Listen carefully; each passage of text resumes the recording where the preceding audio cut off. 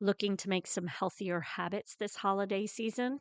Make sure to check out our Moving Through Midlife community over on Facebook, as we are doing a Planksgiving event where we are doing daily plank workouts. We will be doing an advent for healthy, happy hips this holiday season, and then also have a sugar challenge, a 2 week sugar challenge that you might be interested in. Happy holidays! Welcome to Raising Healthy Humans, a podcast created for busy moms, where you can easily find info on health and wellness for your family. Join Courtney, a health coach, movement and posture specialist, and founder of FormFit, an active and supportive community where she helps busy moms move more. Here on Raising Healthy Humans podcast, she shares personal life experiences, training, knowledge, and conversations with other health and wellness experts so you can raise healthy humans.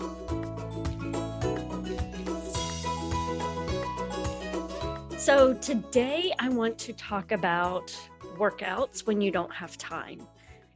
The biggest excuse, and I don't want to say it's an excuse, because we all have so many things that we're doing in life, and it can be easy to put ourselves and our health on the back burner. The problem with this is when we do this, we pay. We will pay later. You'll pay in your health. You'll be going, my cats are banging on the door back there. Sorry.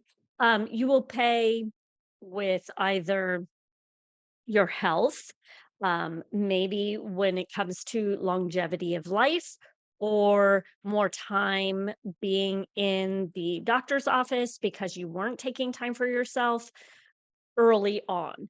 So it's important to understand that time is kind of a construct.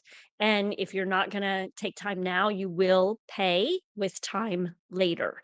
So, what can we do knowing that we all have busy lives? And I understand, life is busy and you may not have time to do, an hour-long workout where you go to the gym because you've got driving time to go to your gym. And then you also have the time of the class, which most classes are 45 minutes to an hour long, that type of thing. So you don't have time to work out. But I want you to think about how you're thinking about working out, because that changes everything. The thing that I want to talk to you about is you get to make the rules. You do not have to focus on anything specific that you hear from other people. This is you and your life, and you get to make the rules of how you are going to get your workout in each and every day. I do believe you need to find ways to move every single day so that you are creating consistency. And I'll talk about kind of how I recommend it.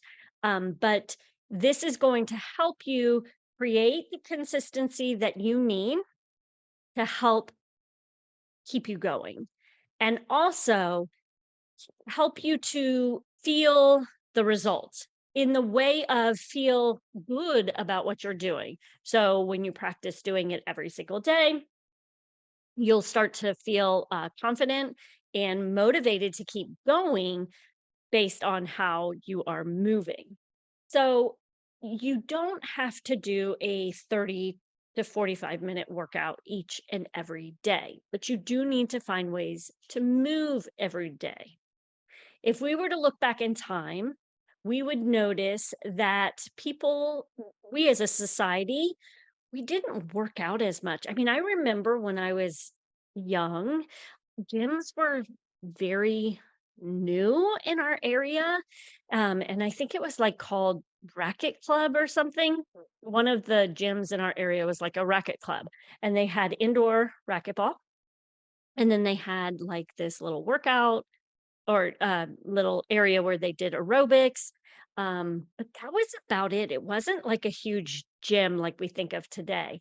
And one of my friends' moms used to always go play. And I just thought that was the neatest thing because my mom didn't work out like this, but this mom was doing the workouts. This was very new. This was not something that everyone was doing. And if you think about like what we were doing on a regular basis to kind of create movement in our lives, we weren't working out. We weren't wearing our leisure athleisure wear, and we weren't dealing with the obesity rate that we're dealing with today. So, what was different? What was different for us back then? And one of the biggest things that I feel like I remember was just all the ways we were having to move more.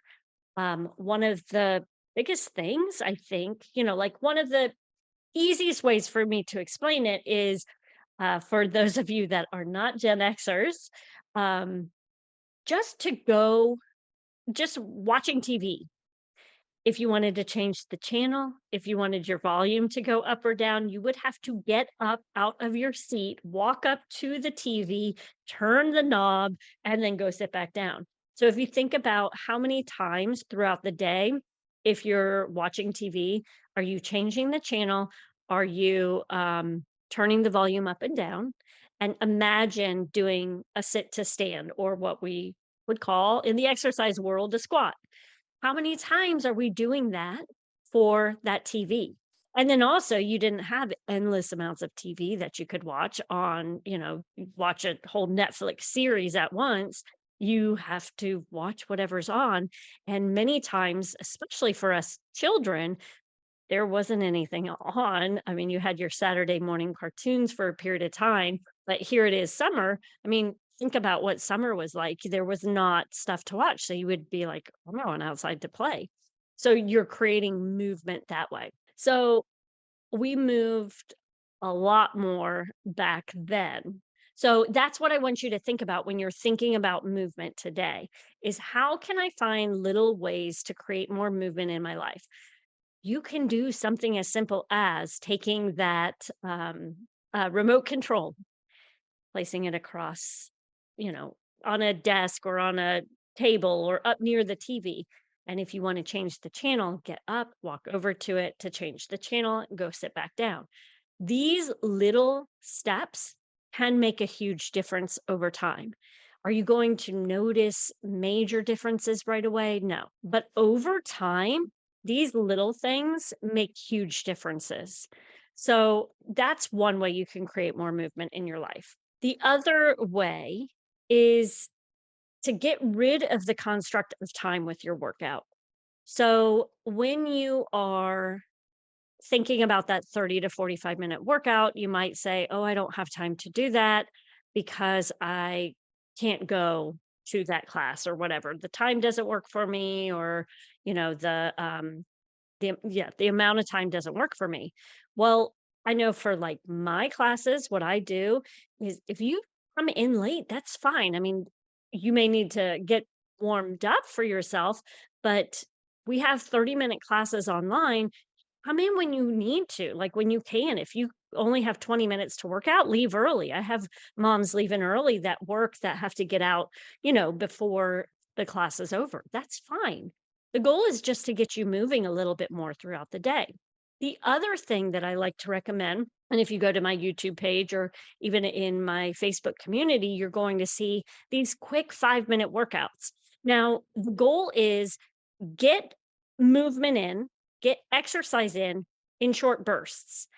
What can happen is if I commit to saying, like, I'm only going to do 1 minute or I'm only going to do this 5-minute video, you start to feel good and then you add on to it. So you might add another 5 minutes. You might go find another video, or you could do that video again. What I usually like to do with my videos is it's say 5 exercises for 1 minute each, do up to 3 rounds. So that would be a 15-minute workout.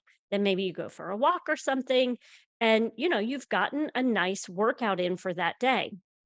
The other thing that you can do is just a 1-minute thing. So here I've been sitting for a little bit. So just stand up and start moving. And I think we worry about like, oh, uh, So a few things that I hear people say is, "Oh, I'm already dressed and I don't want to get all sweaty again." That's an excuse. Like, seriously, do you think if I were to stand up and start moving my arms up over my head and just taking little steps that I'm going to get all sweaty?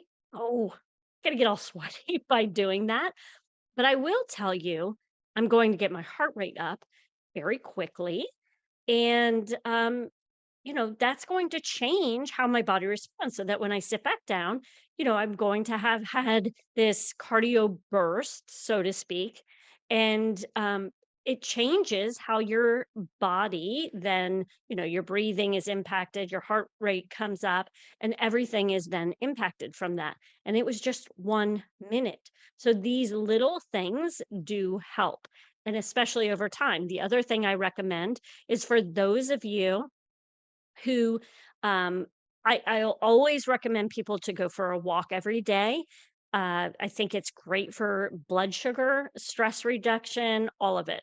So if you can go for a walk, even if it's 5 or 10 minutes, and you may have to do a couple of times throughout the day, but just go for a walk, step out the front door, go, 2 minutes up the road, 2 minutes back, you've got 4 minutes in. And you could even do a little, you know, 10 squats, 10 push-ups, and then that's your workout. And then do it again later.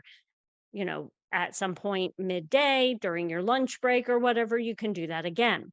It doesn't have to be for the whole lunch break. You don't have to take a 30-minute walk around your neighborhood or walk around the office and then, use up your lunch break and now you're eating while you're working. No, just do 5 or 10 minutes. Do it in the evening when you get home with your family. Those little things, like I said, they add up. And we have got to get out of thinking about workout and movements in a specific way. Last thing when it comes to no time is you have to stop putting other things before yourself and your health. There are many things that we do that are truly unhealthy for us. This scrolling TikTok, this, scrolling, and you've heard it numerous times and and we all do it. But think about how much time. I mean, even take a minute right now and I want you to look at your phone and I want you to see how many hours you were on the phone yesterday. And you may see that that time could have been the time that you gave to yourself a workout, which is going to increase endorphins. It's going to help you feel better about yourself, will start to have positive impacts on your actual health, on your blood sugar. The more you exercise and move, the more insulin sensitive you become. So you're able to handle those blood sugar spikes better. The more you move, the better the cardiovascular health you are. The more you move, the more strength you will have, and you won't be dealing with sarcopenia as much as you age. There's so many things that movement is going to help you with if you just take the time to do it. And if you're using the excuse of no time, and then you're also spending a lot of time doing these mindless tasks that are not doing anything for you, they're making you more depressed, they're making you anxious, upset, all of these different things because they're just really kind of draining your energy and life, the way you feel. This is a negative effect. And you could be doing something that's going to create a different effect altogether. So, those are the things that I want you to think about when it comes to movement and how you are just thinking about movement and working out when you don't have time. So, one is how can you find little ways to move more? I actually posted on the Facebook and Instagram page a picture of different ways to sit. These are other things that you can be doing as well when it comes to movement. It does not have to be getting up out of your seat. It's how can we move our body into different positions so that we can feel different movement patterns so that our body can be placed into different positions as well. So that is the first one. Find ways to move differently and move differently within the positions you're in. So even just little stretches while you're sitting and working. The second is get rid of the construct of time when it comes to your workouts. You can do quick workouts. I'll actually, for those of you next week, we are going to be doing another no time challenge in our Moms Raising Healthy Humans community. So you can join us there and take part in that. And then also, the last thing is putting other things before yourself. So make sure to take time for yourself today, even if it's just for 1 minute. 1 minute is a positive change. It creates consistency. You'll get that positive reward once you complete the 1 minute. So go out and do that. You can give me like 1 minute of jumping jacks or step in place. I hope you all have a wonderful day and make sure to keep moving.